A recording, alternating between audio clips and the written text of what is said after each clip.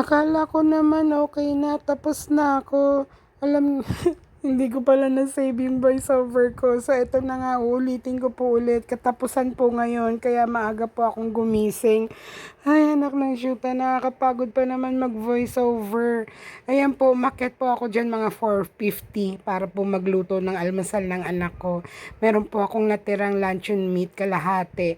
Yung tatlong hiwa, ulam ng anak ko. Tapos yung pinakamaliliit po, 'di ba, bilog po 'yan, yung mga dulo-dulo niya lumiliit. Maliit na siya. Yun, chinap-chop ko po para ihalo ko sa sinangag.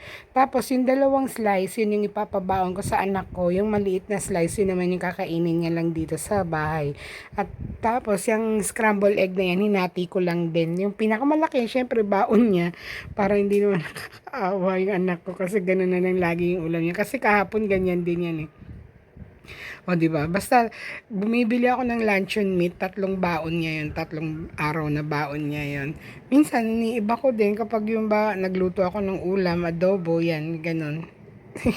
Nakakaawa naman. Eh, kasi 'yun lang kasya ng budget namin eh. Siyempre 200 nga lang binibigay sa akin ng asawa ko, 'di ba? So pagkakasyahin ko na 'yun buhat umaga hanggang gabi namin na pagkain. So ayan, na-scramble ko na, susunod ko na diyan yung tatlong hiwa ng tatlong slice ng luncheon meat. So ayan, nakita niyo po. Yan yung pinakamaliit, yung una na yan. Kaya yan ang iiwan ko. Tapos, tatlo po yan yung itlog eh. Binili ko 21 pesos. Yung dalawa, yun nga po, in-scramble ko. Yung isa, ihahalo ko po sa sinangag. Para kahit yun pa lang po ay ulam na ng anak ko. Maglalagay lang siya ng liquid seasoning. Kaya yung, kahit nga po yung liquid seasoning na yan, yung sachet lang po yung binibili ko. Yung mga nasa pouch lang po ba.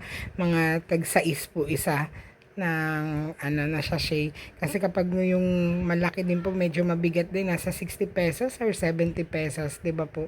Tapos kapag nakita ng anak ko yun, hindi pa na din ang gamit niya. Kaya ganyan lang, tinatabi ko pa nga po yan eh, tinatago ko, iniipit ko, hindi ko pinapakita sa kanya, nilalagay ko na dyan kaagad sa sinangag para ano. So ayan, nilagay ko na, pagkakuha ko ng luncheon meat, nilagay ko na yung bawang at saka yung na-chop-chop ko or tinadtad ko na luncheon meat at sinama ko na din yung itlog para ma-scramble ko po ba dyan, ayan o. Naglagay na rin po ako ng asin at saka betchin dyan eh, pero konti lang, yung para lang dun magkalasa sa itlog. Tapos ayan pong bahaw namin, sinasadya ko po talaga yan na dagdagan yung kanin namin sa gabi para may sinangag sa umaga, para hindi na yung sasabihin ko sa anak ko, nak, ligo ka na kasi hindi pa inin yung kanin. Tapos minsan, anong oras na, hindi pa din. Kaya na ako na nag-a-adjust, dinadagdagan ko. Pero okay naman na, ngayon kasi 5 na ako gumigising talaga eh. Pero ngayong araw na to, dahil katapusan, 3:40 nag-alarm na yung mama ko or nag-doorbell na. Pero dapat ang usapan namin 4 niya ako gigisingin. Pero hindi, kasi 3 pa lang gising na din yung asawa ko dahil biglang nagbukas ng ilaw dito sa harap namin. Nagpa-ihiyata ng aso nila. So, nagulat yung asawa ko, biglang lumiwanag kasi nakatapat talaga yung kwarto namin dito sa likod nila ba. So, ayun. Nagising siya, di ako nagising na din. Nakahiga lang ako, inihintay ko lang yung mama ko na mag-doorbell. Eh, siya pala gising na din talaga. Kaya ang dami niya na daw nagawa. Kaya nung pag-check namin ng blood pressure niya, 149/87. Medyo mataas yun. Ako, 126/57. Tama. Oo, ako. Tapos yung blood sugar ko 94, si mama naman 111. Tapos yung timbang ko last month 70.75. Tama. Tapos naging ngayon flat 70 na lang kilos ha. Tapos si mama 47.95 nung nakaraan. Ngayon naman ay naging 46.45, bumaba din siya. No, 'di ba? Kasi nagiging maano na si mama din eh, magana. Tapos ayan, pagkaluto ko, nakita nyo po, pinakita ko dyan eh, nasa daldal ko po talaga, no? Hinati ko na yung scramble egg at saka yung luncheon meat. Nilagay ko na po dun sa baunan ng anak ko para lumamig na ba, hindi yung mainit pa sa ako tatakpan. Tsaka sinasadya ko po talaga na lutuing maigi yung ano na yan, yung sinangag para po na hindi madaling mapanis. At saka hindi na rin naman po yan mapapanis dahil malamig din sa room sa school ng anak ko. Tapos ayan po, pagbaba ko, sinalang ko na sa spinner kasi po bago po ako umakyat, na ko na po yun pang-apat na na po tawag dyan, kasi unang salang may sabon, pangalawa, pangatlo, banlaw, tapos yan, yung pang-apat, yung may downy na. Dalawang balot po ng downy yan, yung ganyang mga labay ni mama, na dalawang banlaw. Gusto niya amoy na amoy Tapos yan yung inuuna ko, yung kumot niya, yung tuwalya, yung kortina, yung mabibigat. Tapos yan kasi ako magsasampay niyan sa malalaking hanger dahil hindi kaya ni mama yan Mabigat na at saka mahaba po ba.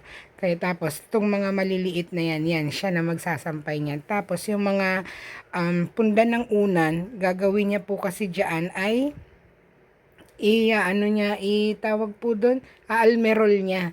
Ganyan, mga punda ng unan at saka duster niya, inaalmerol niya po yan. So, ayun na po, nagdidiskusyon pa nga po kami dyan Sabi ko, ma, ito na gagamitin ko wala naman ng ibang yung hanger po ba na malaki. Kasi niya na gagamitin daw sa sapin ng lamesa niya sa tapete ba. Hindi naman kako nilaban yung tapete, di ba? Kasi nalaban na namin nung nakaraan dahil natapunan nga. Ayun, maaga siyang nagpalit. Kaya sabi ko, itong towel niya na lang ilalagay ko dito. Sabi ko, sige. Nagtatalo kami. Tapos, iiwan ko na siya dyan dahil ako'y aakyat na. Tapos, maliligo na yung anak ko. Mag-aalmusal pa lang. Kasi 5:17 yung ginising ko na siya yung pag-akyat ko na yan. Kaya sobrang aga ng anak ko.